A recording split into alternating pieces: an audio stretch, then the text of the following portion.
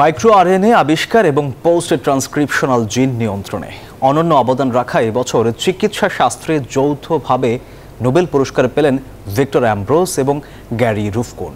তাদের এই আবিষ্কার কোষের কার্যকারিতা এবং বিভিন্ন রোগ নির্ণয়ের ক্ষেত্রে নতুন দিগন্ত উন্মোচন করবে বলে জানায় নোবেল কমিটি।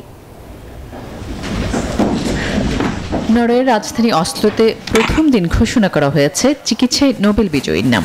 চিকিৎসা শাস্ত্রে অনবদ্য অবদান রাখায় এবছর যৌথভাবে নোবেল জিতেছেন মার্কিন বায়োলজিস্ট ভিক্টর অ্যামব্রোস ও গ্যারি রুফকুন। মাইক্রো আরএনএ আবিষ্কারে অবদানের জন্য তাদের এই পুরস্কার দেয়া হয়। মাইক্রো আরএনএ হলো একটি ক্ষুদ্র আরএনএ অণু যা বিভিন্ন জৈবিক প্রক্রিয়ায় গুরুত্বপূর্ণ। তাদের গবেষণায় পোস্ট ট্রান্সক্রিপশনাল জিন নিয়ন্ত্রণে মাইক্রো আরএনএর ভূমিকা উঠে এসেছে, যা কোষের কার্যকারিতা এবং বিভিন্ন রোগ নির্ণয়ের ক্ষেত্রে নতুন দিগন্ত উন্মোচন করবে বলে মনে করা হচ্ছে। এখানেই শেষ নয়, তাদের আবিষ্কার ক্যান্সার, হৃদ ও স্নায়ুরোগ সহ নানা ধরনের রোগের চিকিৎসায় নতুন ধরনের থেরাপির সম্ভাবনাও তৈরি করেছে। আসমাতুলি, নিউজ 24।